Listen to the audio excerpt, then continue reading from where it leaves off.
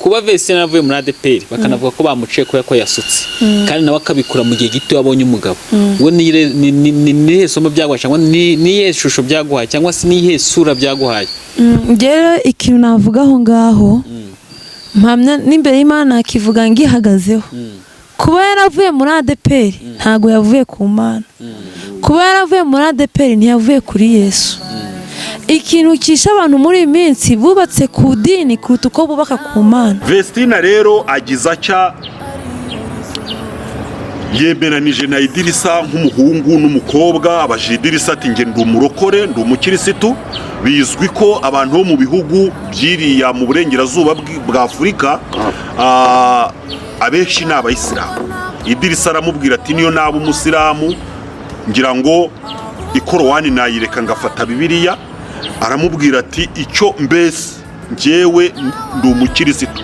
Baba babyinjiyemo ndetse bivuga ko ngo Idirisa ashobora kuba ari umukirisitu w'umurokore w'iyo ngiyo muri Burkina Faso.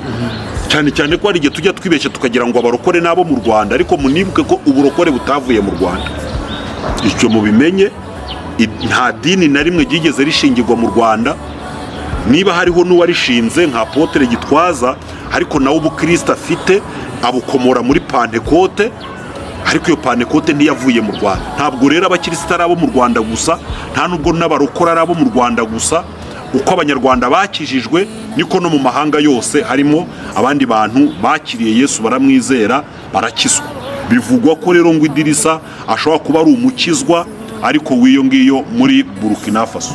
Vestina abagiza cya abagiye mu murenge hariya wa Kinyinya, ngira ngo arasezerana ku manywa y'ihangu. Ubukwe buraba, abantu baraniyakira, abantu barifotoza. Ubu bukwe bwose mugiye ku macanozi atandukanye hano mu Rwanda ngira ngo mwarabubonye. Hakurikiyeho iki rero, ngira ngo n'abashumba bari intama, niko twabyita mu Kinyarwanda. Abashumba bari intama, cyangwa se biranababaje ku umuriro wakwaka hagati y'itorero n'umukirisitu. Vestina rero abatangiye imyiteguro y'ubukwe, aba yegereye itorero, ngira ngo ubwo yegereye umudugudu cyangwa se ubu wahindutse itorero. Aravuga ati mfite ubukwe, arabibatekereza, baravuga ati iyo dosiye ni iyo kujya kuri paruwase. Vestina kacikaci no kuri paruwase, abagiye kuri paruwase, hakubise kuri paruwase abahaye inkuru y'ubukwe, abasobanura ko ari umunyamahanga. Niba ari bwo hari kuri paruwase bari bumvisha umukobwa ugiye gusabwa n'umunyamahanga, bati ibyo biraturenze no kujya ku rurembo. Vestina kacikaci no ku rurembo arababwiye ati mfite umugabo, bati nuwo mu kahe gace, bati muri Burkina Faso. Umushumba ururembo ati mu kujya kureba Ndayizeye Isayi, umuvugizi w'itorero rya ADPR ku rwego rw'igihugu. Ati ubwo bibaye ibyo mu bihugu ntago bikiri iby'indembo, abantu bagenda bahunga inshingano gutyo, ariko biza kugera kuri nyakubahwa we ntabwo yazihunze. Aramubaza ati uwo mugabo ateye ate? Aravuga ati ni umugabo w'ibigango nyine nakunze. Nuwo mu kihe gihugu? Ati Burkina Faso. Ese ko bambwiye ko ari umusilamu, njyewe n'ikintu nibaza ni bande bazana amakuru nyirayahari. Arabaza ati ninde wazanye amakuru ahangaha? Nge nkuzaniye amakuru, umugabo wanjye ni umukirisitu. Undi aramubwira ati rero niba ari umukirisitu, abakirisitu bagira ibintu bibaranga, genda uzane ibyangombwa. Idirisa yikubise wa Gadugu, hazanye icyemezo cy'amavuko. Aba yikubise wa Gadugu, abaragiye mu icaci y'iwabo, baba mukubise icyemezo cy'uko ari umukristo kubw'ubuhamya. Haleluya!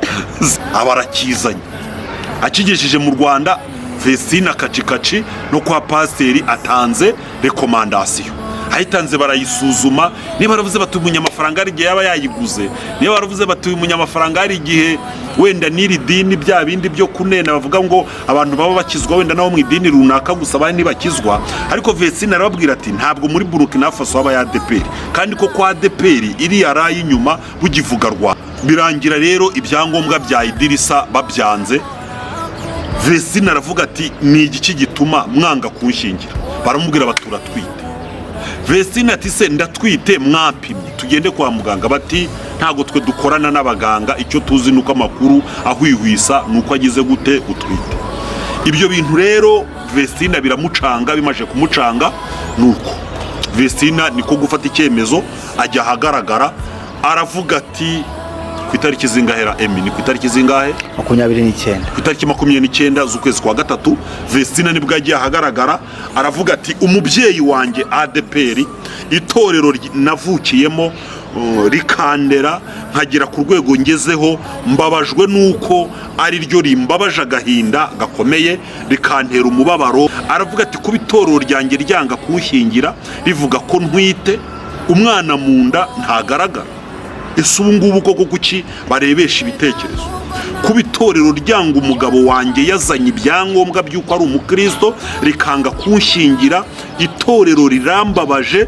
Ngira ngo arisezera ku mugaragaro, ariko atararisezera ngira ngo hajemo izo saga bigera ku bashumba baterana amagambo, nibwo inama ya ADPR yateranaga banzura ko Vestina wo kumushyingira ahubwo bagize gute bamuciye. Ubu Vestina baramutenze mu itorero rya ADPR. Mu gitondo Vestina abyuka ajya muri salon de coiffure ashyiraho meshi. Imwe mu bintu bimugoye ni ugushaka irindi torero ufite itorero wasezeranye wavukiyemo.